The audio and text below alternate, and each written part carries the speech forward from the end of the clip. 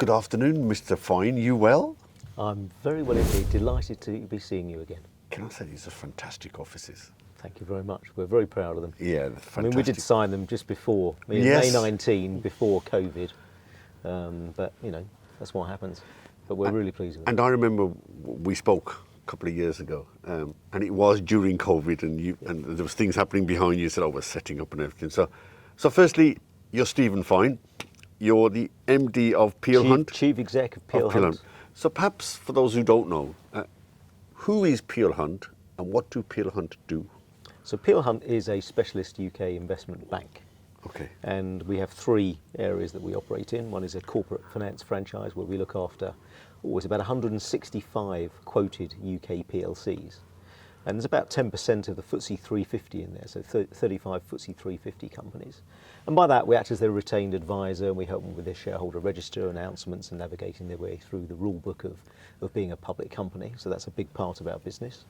We also have a very big institutional business where we now write research on over 450 UK public companies and investment trusts. That's been ranked number one for 6 years in a row, Wow. Something we're particularly proud of. And that's a business that targets mainly institutional shareholders, sovereign wealth funds, family offices, hedge funds, etc. And the third part of our business, which most people don't really know much about, is that we're a very big liquidity provider. And by that I mean we're a market maker or price provider to the gatekeepers of UK retail. That will be wealth managers, discretionary advisory, but also includes the major execution-only brokers like Hargreaves Lansdown and AJ Bell and Interactive Investor and Jarvis and Halifax and Barclays. And we have a very significant market share in retail trading on a daily basis through the gatekeepers. That's what we do. Well, I thought it would be interesting for our listeners and viewers to understand what you do, because obviously you are the main organisers of the non-executive awards, That's the right, Ninder yes. awards, Yep. and so I think we just need to understand the context of who you are, what you do, and so why the awards? And whilst you're chatting about the awards, we spoke 2 years ago about the awards. What has changed in those 2 years, you think? So what are the awards? Do we need them, and why do we need them? The awards, I think, are essential, and if anything, they've become almost an essential fixture in the calendar of corporate UK. And they do reward good governance, oversight, stewardship, best practice, and I think those four words pretty much describe the essence of what we're trying to do here. And in public companies and in private companies and in not-for-profit and private equity-backed and non-execs to watch, there is a growing sense of recognition that there is some immense talent out there that is deserving of accolades or awards because of the sheer scale of what they've managed to do and what they've achieved. And you mentioned COVID just before. I mean, my goodness, since we spoke, you've seen almost a collapse in equity markets at the start of COVID. You had companies that had an urgent need for funding, then you had companies that were preventative, then you had companies that were perhaps opportunistic, and the private markets shut and the public market stayed open, and then suddenly debt became a big feature, and then businesses were closed for several months. They'd never seen that before. Boards were having to deal with an unprecedented number of issues, an unprecedented number of times.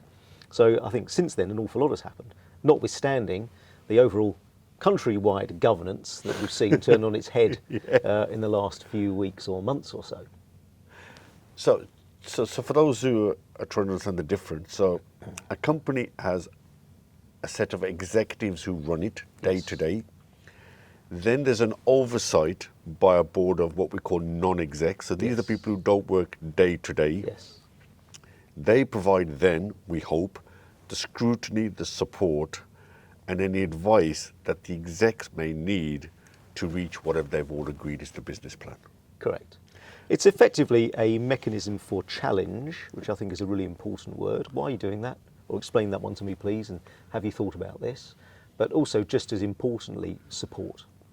I understand that seems to make sense. Have you considered this aspect of it? Might be interesting to look at that. That's the non-exec capacity. And I think, and it's changed and we'll chat about it, but originally the non-exec directors were there acting on behalf of the shareholders or the owners of the business. So the general sentiment used to be that they would be sitting there and driving the execs to deliver the best performance so that whoever they're representing, which are the shareholders, get a maximum return. And that was what it used to be. But of course the world has changed. And of course when you look at the awards, your awards are lots of different categories. So, and some of those categories don't represent bottom line performance driven. I might argue slightly differently. I think it Okay. used to be the execs drove the business, Okay. and the non-execs were nowhere near, in my view, as influential as they are now. Okay. And I think that's a feature since the global financial crisis. I think the obligation of, the almost regulatory responsibility given to, and the almost embedded requirement for a non-exec to actually execute their role and appropriately support and challenge, as we talked about, I think has grown enormously since the global financial crisis.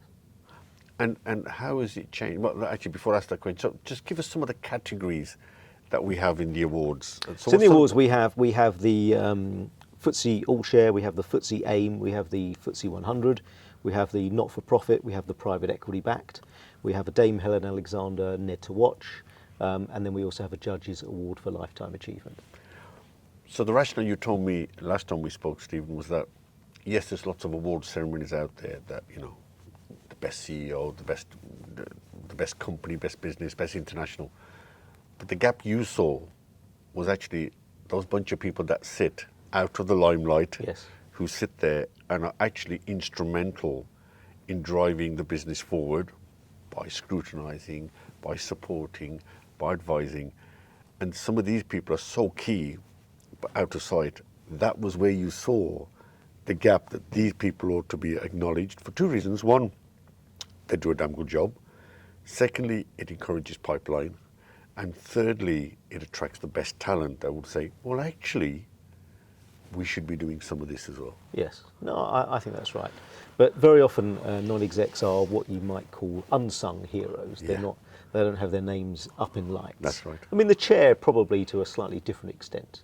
And after all, you know, I'm chief exec of a public company. I have a boss.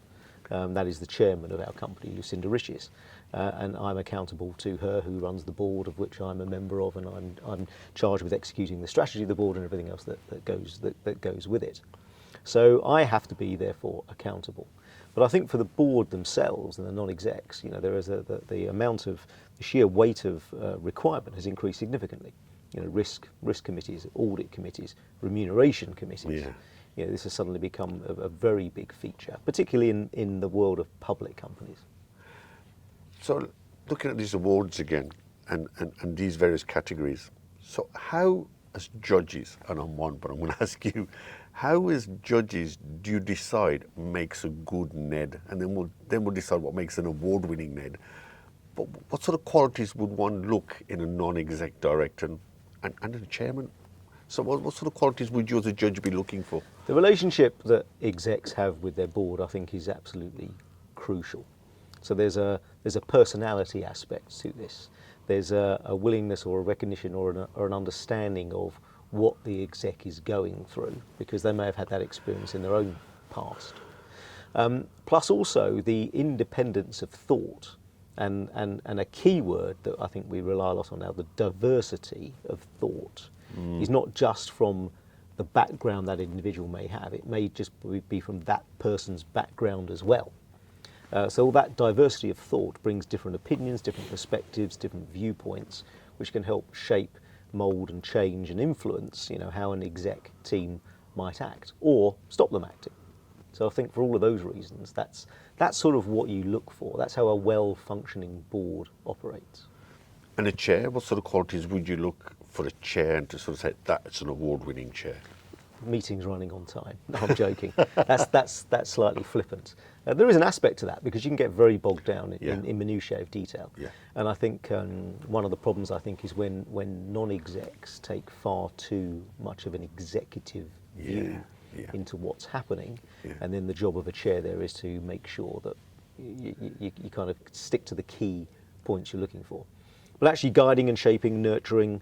There was a wonderful quote from Sir John Parker, who was one of the original chairs of the Ned Awards judging panel, that I think he took someone out sailing on his boat, and he said, you know, take the wheel, I'm just popping out for a bit. And the guy was like, well, what do I do? And he just, don't worry, I'll make sure you're steering the right course and pointing in the right direction, and I'll let you carry on with it. It was as simple as that. And if you strip it all back, almost that's that is a bit of the role. Make sure you're pointing the right direction, but be supportive and there if they need you. And as a judge, would you say when you're looking at the performance of a NED or a chair that you say, well, actually, one of their main functions is market performance and profit. So how much do numbers play a role? I think it's probably important to recognise the fact that there are multiple stakeholders in any business. Yeah. And it's not just about the numbers and the profit. After all, one of our categories is a not-for-profit category. Yeah, that's right. Where we have some fantastic people that do incredible work in the charity or public service side. And again, they're often unknown, never put their heads above the parapet, but do outstanding work. So it's not just about the numbers. And we know now that ESG has become a very important criteria for boards. And there's an E, there's an S, there's a G. And everybody has a different opinion about what each of those means and what it should be. And the board is the G, the governance part, but what's the social aspect, what's the environmental aspect? All of these things are coming together. So I think the stakeholders are, the landscape has shifted quite dramatically. It was interesting at last year's awards, and we talk about numbers, the importance of numbers. We as a judging panel placed a lot of emphasis, actually, as the chair and the business just got through COVID. That was the first prerequisite. Yep. And so actually, we looked at how well the business, the NEDs and the chair had managed its people. Mm-hmm. And I think that just adds to what the S part. Yeah, adds to what you've just said. It wasn't just on numbers. It was saying, well, what did they do during COVID? Yes. So it was a much more wider perspective. So absolutely agree with you.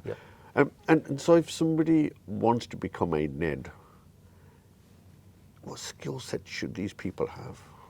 I think sometimes people underestimate themselves and what they've done and the experiences that they've had, the opportunities they've been given, and I guess the companies or company that they have been involved with over their careers. Typically, boards will tend to choose non-execs based on their experience. One of the interesting characteristics or the diverse elements of what we've done is we've looked at NED to watch, which is someone just starting on that career. But typically you would tend to find your board is made up of seasoned individuals that have got a wide diversity of experience in their backgrounds that can help you move. But again, that doesn't necessarily tackle all elements of diversity because age is one, where there are generational aspects to how consumers are behaving in certain environments that long seasoned executives, past executives, I've got to be careful what I say. Nicely put. Yes, aren't necessarily as in touch, perhaps, as others. So I think all of these features come to play. It was interesting when I spoke to John Allen, Tesco chair, when I said on our judging panel. And I said to him, what do you look for? He said, well, at the moment, this is what he said, at the moment we're looking for people as NEDs who are really good at understanding the customer buying behaviour, but particularly in a digital format. So that was a recognition of where a certain mix is required to have the sort of right mix. Absolutely. There is a huge generational change taking place in the way people consume all sorts of products. My daughter, one of my daughters actually is a social media influencer, which is really kind of all it's about is product placement. Really. In a fashion or a form that people find interesting and entertaining, and suddenly it becomes paid for product placement. And there's a lot of people that I know, a lot of our friends, are up in arms. How can you do that? You're exploiting people and this, that, and the other. Well, no, the world has changed. It's moved on. It's never going back to where it was. This is a taste of the future of how things are going to be. And I think many companies have recognised that. And I think boards have to recognise that because there is quite a substantial shift in the way consumption does take place. As someone who watches the markets, as someone who understands the way markets move because of compositions of boards, it has become just as important of who your chair is as it is of the chief exec. I mean, market prices and share prices move. So the chair is no longer as hidden, I think, as they used to be now. It's because, people prefer the CEO not to be the chair, so the chair is now important. So it is becoming more and more important from a market perspective. Definitely. I mean, as I said, the chair effectively is the chief exec's boss. Yeah. So there's a relationship that has to exist, and this is not, the old style panelled boardroom with cigar chomping, overweight individuals, sitting there pontificating on what may or may not happen. It's not like that at all. I'm not saying it's like you see on the films where people stand up and storm out and throw chairs at people and that sort of thing. You very rarely get boardroom meetings like that. But actually, it's all about managing the business, steering the business, guiding the business, challenging the execs, supporting the execs, recognising what they're up against, in all of those things that come apart. Because, running a business can be quite a lonely job. It can be, and I think sometimes it's very good for execs to know they've got the support of their board behind them, and they're particularly the chair. It's interesting that we come across the word groupthink, where people start to think the same, and some people can get caught in a time warp. Now, we've seen the opposite of that in politics. We've got a revolving door at the moment. But what typically do you think is the tenure of a NED before they really should move on and maybe apply? Look, there are academic treatises written on this sort of thing, and you get the 9-year period, and then you get a points system, 2 for a chair, 1 for a NED. Yeah. I kind of agree with a lot of that, but I also think that there are certain individuals that have so much to give and so much of a desire to give up what they have learnt and understood for the benefit of the execs that they're working with. That's, I don't see any reason why in certain circumstances there should be necessarily a time limit. We have a lot of shareholder services firms, ISS and etc., but who look very rigorously at some of these areas and provide their own challenge. And absolutely, they're right to provide challenge. But there are always reasons, I think, that companies can robustly defend certain individuals, not in all circumstances. So in terms of now people wanting to get onto it, but because we hear about there's particularly from diversity perspective, there's a problem with pipeline. And people say, we're not bringing the right people across. So how can we encourage people to start looking? I get a lot of phone calls from people saying, I want to become a non-exec. What's the best path, what's the best route for them to become eventually then, a NED or maybe a FTSE one? But is there a path they can follow? Is there something out there that helps them get on that path? Look, I don't think there's any substitute for actual networking. Okay. Meeting people. Yeah. Making it known that that's the sort of thing that you're quite interested in, broadening the context of organisations or people that you interact with, and also flagging it pretty damn clearly. A plural role is something I'd be quite interested in doing. There are recruitment agencies, there are Women on Boards, a sponsor of ours, who's been terrific. But there are always agencies or organisations that you can go to that can help you. And a great example of diversity, I was at the Black British Business Awards just a few weeks ago, where Sophie Chanduka, who's also one of our judges, founded and has seen that grow quite substantially. And it's an astonishing display of talent that you might not otherwise have been aware of, just because. And I think there are historic prejudices, I think there are historic barriers, I think there's a historic establishment that has often stood in the way of good people trying to break into what has often been perceived in the past as a bit of a closed shop.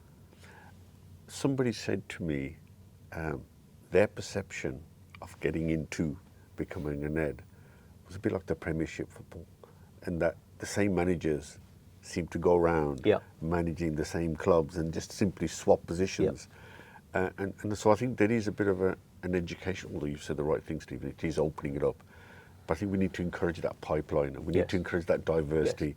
And I think the one thing I always say, and you're absolutely right, is go out there and network. Because if people don't see you, then it's just not going to happen. Now, coming back to running a board, running a business, we've talked about ESG, we've talked about the S, we've talked about the G being important. But now let's look at the environment. There's a huge war going on.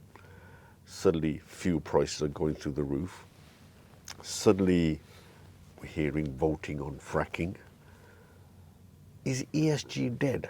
Is it now game over, and that we now have to be practical and say, well, actually, fracking, fossil fuel, and maybe those people who are pursuing the environmental agenda take a back seat? It's definitely not dead. It's definitely not dead. I think you had an explosive growth in focus on ESG. Yeah, explosive. To the end of 2021. Explosive. I've actually never seen anything quite like it. Many asset managers had more ESG analysts than equity analysts or debt analysts. Yeah. And your ESG rating was actually becoming your cost of capital, because the better it was, the lower your cost of capital became. So this was becoming a very important feature. Now, of course, the war in Ukraine suddenly threw up fuel security, homeland security, food security. And suddenly everyone became very protectionist. And individuals, a large number of individuals that care about ESG matters also care about their fuel bills and the safety of their own country, and the food they've got to put on a plate. And we've got used to quite significant deflation in the world in an era of free money. And now when inflation suddenly rears its ugly head, you have a choice to make. So I think that's why the best performing stocks in public markets were fossil fuel type firms. Now, if you scratch a little deeper, you'll find that those firms in particular are doing more to promote their green credentials than many others, because they recognise there is a shift, and oil is a finite resource, and we need to look at renewables, and we need to look at energy transition, etc. And some of these firms that have got a historic, prejudice and belief that they are anti-clean or grubby are absolutely not. And one of our roles, certainly as an advisor to these companies, is to help promote their green credentials and tell the world, actually, please don't think they're anywhere near as bad as you think they are, because they're not. So ESG is not dead. In fact, if anything, it still remains a very heavily focused on criteria for scoring firms. And there are blacklists that exist out there that if you're not doing anything green, we won't invest in you. Yeah. The issue, unfortunately, I think at the moment is that ESG scoring is very much I think it's still fair to say it's still in its infancy, even though there's some quite sophisticated tools out there. But you've got the likes of Sustainalytics and MSCI and CEN and these people that grade firms. Unfortunately, there doesn't seem to be a right of reply, because here's your score, and then challenging it yourself to say, hang on, I'm not sure you've got that quite right. I'm not sure we're quite there yet. I think we're getting there. But this is a very big feature. It's most definitely not dead. So you think most boards will continue to pursue the ESG, maybe in a... We're moving from let's tick a box. Let's say here's a slide in our deck. It's called ESG, and let's show everyone that we do nice things. No, it's now embedded in what you do, in every page that you publish. Even our annual reports, strong flow through of everything in the E, the S, and the G of what you're doing. So we've spoken about what advice we can give to people who want to become a NED. And we think that's important because we want a diversity of a pipeline. Let's flip it the other way. How can organisations become, in terms of their board structure, encourage diversity? What kind of steps can a board take so that they can satisfy themselves, assure themselves, actually we are taking diversity quite seriously? Any sort of clues? Yeah, I think there's an acceptance that diversity comes in a variety of different guises. It's not just gender. No. It's not just race. It's not just age. It's not just geography. It's not all sorts of things. It's all of those put together. And the amount of academic study on diversity as a concept, with a diverse set of inputs coming from people with different perspectives, absolutely proves that it makes sense and it's the right thing to do. And I think boards are recognising it. The Hampton Alexander review, the 30% club, all of these things that have helped push gender diversity to start off with, because that's, I hate to say these words, it's very visible. Yeah. And then, of course, ethnic diversity is very visible. Parker Review. The Parker Review. I mean, look, I'm Jewish, but David Baddiel's book, Jews Don't Count. You can't see it, you don't know, but actually that's not necessarily diversity, although it probably should be. Yeah. But there are a number of inputs on diversity I think have become, where it's very visible, have become a big feature to look at and to encourage. That doesn't stop youth, that doesn't stop geography, that doesn't stop employee representation. There are all sorts of other inputs for diversity that I think are important. So it's incumbent on boards to keep pushing that agenda. So I suppose, should they set targets? Do you think targets? Targets. How can they ensure they're monitoring targets are a good thing. And the argument against targets is that we will always choose the best person. I get that.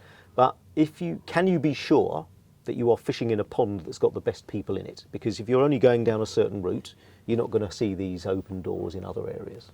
So actually challenging internally yourself, if we're looking for an individual to fill a particular role, have we explored every avenue of diversity that we can, or are we kind of just sticking with what we know because that's what we know? So two things. So the nominations committee becomes important. Yeah. So they've got to ask themselves, Yeah. every time they meet, are we looking at diversity? So that's the first probably thing, and then report to the board.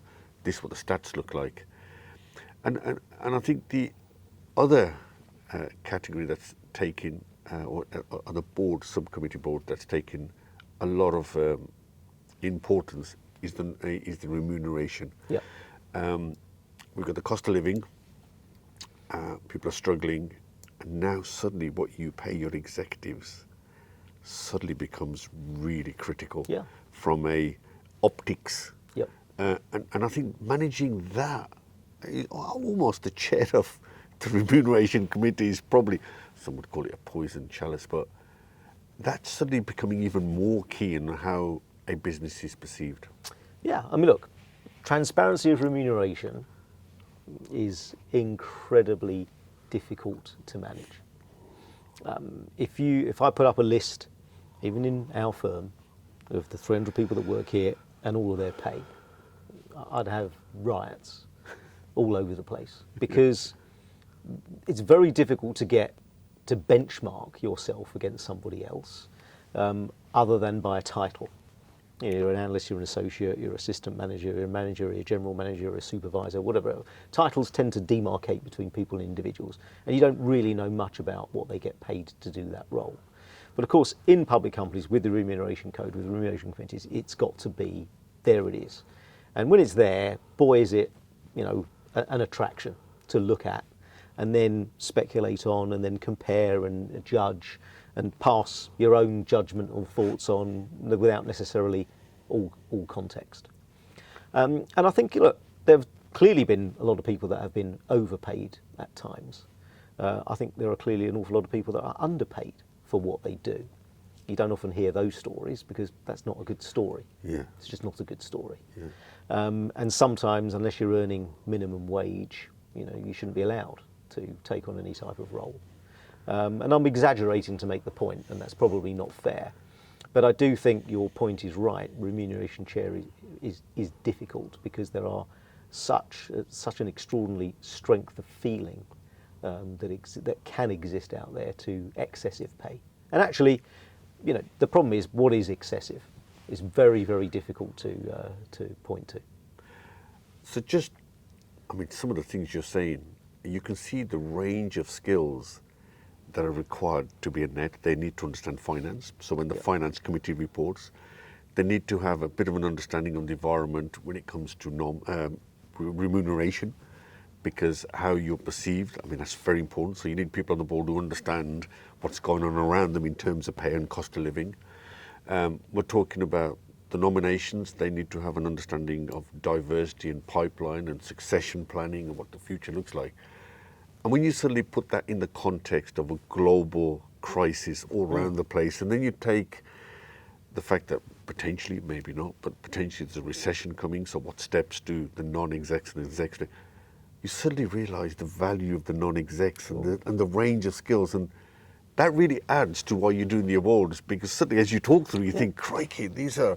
And they often have difficult decisions to take. Yeah. The chairman could be doing a bad job, so the SID has to be the person to tell the chairman they want them to go. The chief exec may be doing a lousy job. The chair has got to tell the chief exec they've got to go. There's restructuring, change all over the place. So there's some tough decisions that also have to be made by boards about themselves and about the execs they're working with. It's an exciting journey to be in, Ned. It's a fantastic experience to sit with people with such brilliant business acumen, but comes with it responsibility. And anybody who sits on that board needs to understand they have a responsibility here. And if it all goes the wrong way, their head's on the chopping block as well as the exec. So I think when you take all of that into account, you can see the enormity of why when someone picks up a gong for being a great Ned, and those who are even finalists, it shows the kind of role they've played over what period of time. And that's why I think the awards are really, really important, particularly in a moment of crisis. Look, it's almost as simple as, you know, what's the number one concern a board will have for the next year? And I reckon over the last 5 years, there's been 5 completely different topics. Yeah. You know, it's been diversity, it's been equality, it's been debt over equity, it's been COVID.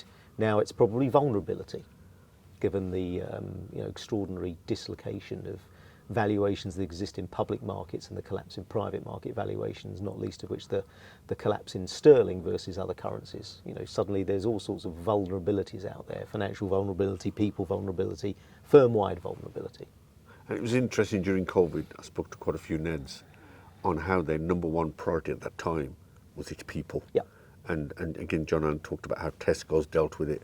And of course, one of the big things businesses had to make a decision. Those who took furlough was if to return it, when to return it, and business rates relief, all sorts business of bills, all these things. And all these things had to be seen through a different set of optics.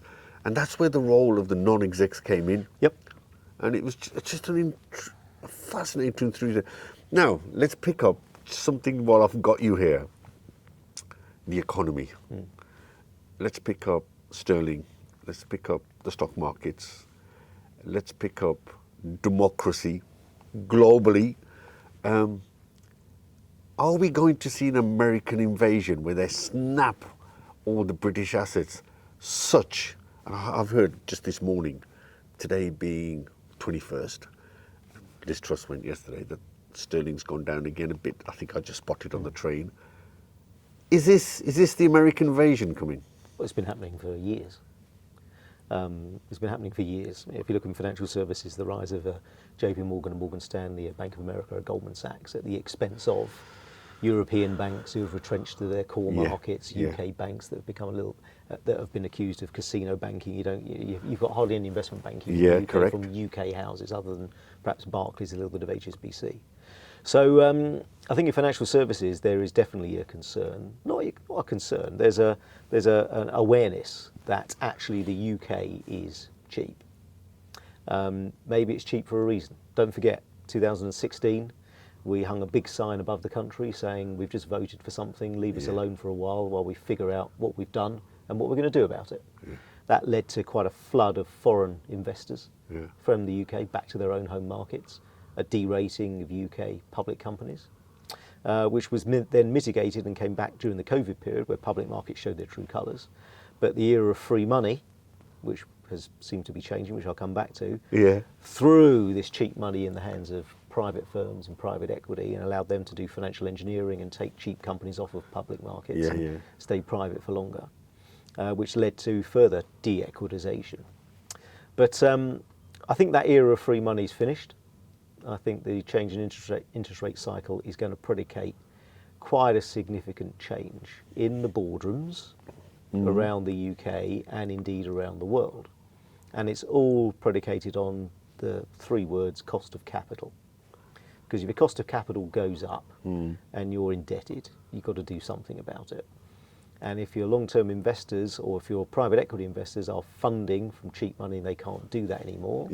And if your private equity portfolio holder has been playing pass the parcel with their other private equity friends and they can't do that anymore, then the cycle is shifting and changing and turning. And I think a recently published Deloitte CFO study showed that most CFOs in FTSE 350 companies are far more focused on equity rather than debt. Now, the demise of public markets has long been talked about, but actually this might mean we're at the start or the hinterland of something that might show a bit of a recovery towards those areas. I'm not saying that's going to start today, tomorrow, next week, next month, or maybe even next year. But actually, when you get a shift like we've seen with currency moves and cost of capital moves and price dislocation and concerns over debt and democracy and government action and everything else that goes with it, you can't sit there and do nothing. As a board, you just can't go, okay, let's wait till the next board meeting and have a chat about it then. These are things that are here and now. And that's why I said vulnerability, I think, is probably one of the biggest items on a boardroom agenda for 2023. And should companies, particularly the FTSE, be now almost preparing defences for?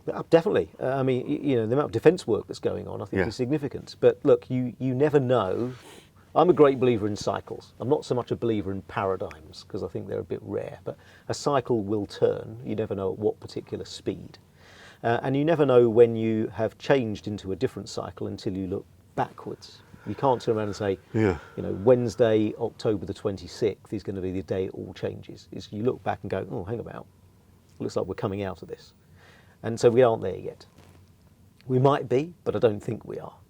But we are, I think, nearly a year into this. I think the concerns over cost of living, inflation, and interest rates started in end of October, November last year. That's right. Picked up December, January, war in February, food security, homeland security, energy security suddenly hit hard. Then it was kind of famine, pestilence, slaying of the firstborn. It all hit in that second quarter of this year.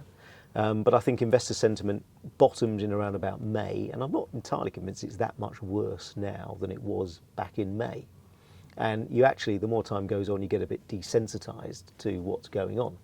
And funny enough, with all the craziness that's been happening on our TV screens with government, the revolving door, and prime ministers and chancellors and other high government office, life goes on. And it's a cliche, but it does. And everyone gets up and they go to their jobs and they drive their cars, they take their kids to school and they shout and they yell and they do what they do, and life goes on. And actually, it will calm down because it can't get much more hysterical than it is right now. Hysteria, rather. Maybe it's hysterical, but it can't get much more crazy than it is right now. And it will settle down, and we need something pretty damn boring and steady just to, let us all go, okay. And then boards will take stock. Because I don't think sterling is a consequence of the mini budget.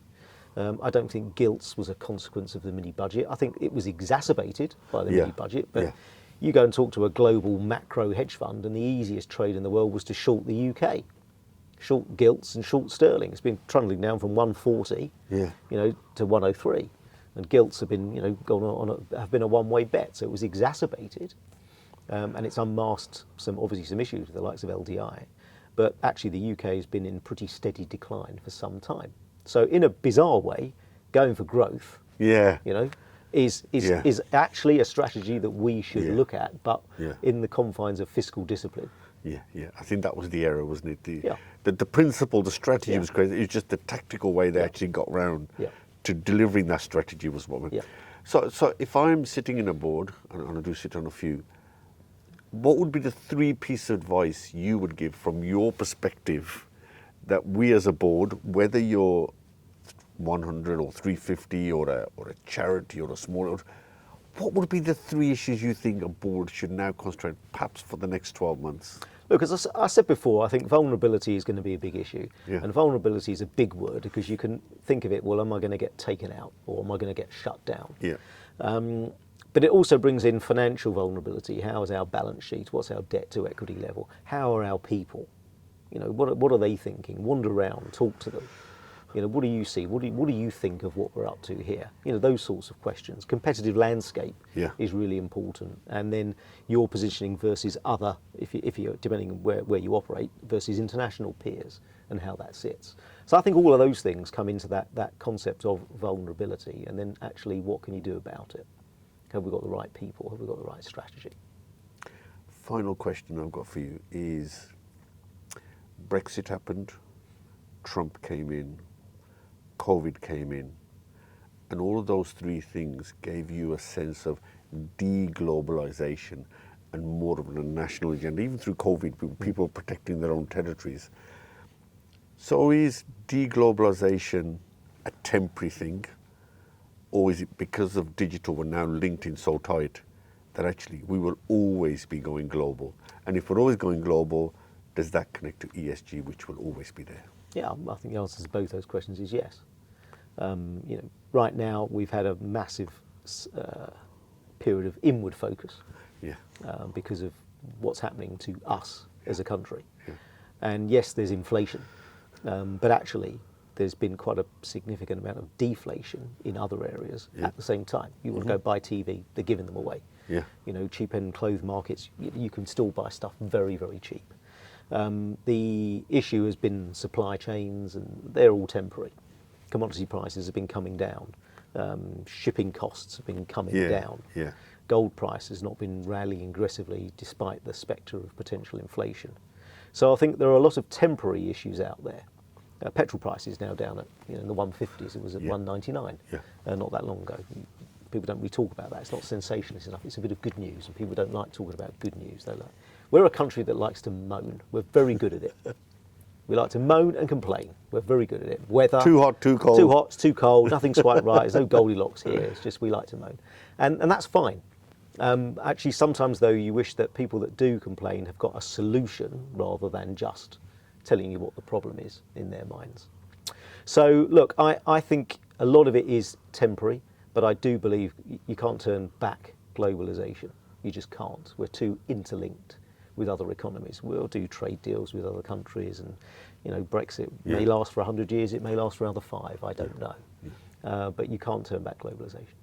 So I get a sense, finally, for somebody who looks at the markets from macro level, at different levels, I get a sense from you then, short term still looks a bit turbulent, but actually the long term looks good. Yeah. Look, I'm naturally a glass half full type of person. Yeah. Which, there are reasons when sometimes you probably shouldn't be, but there is without question going to be some really tough times ahead. Without question.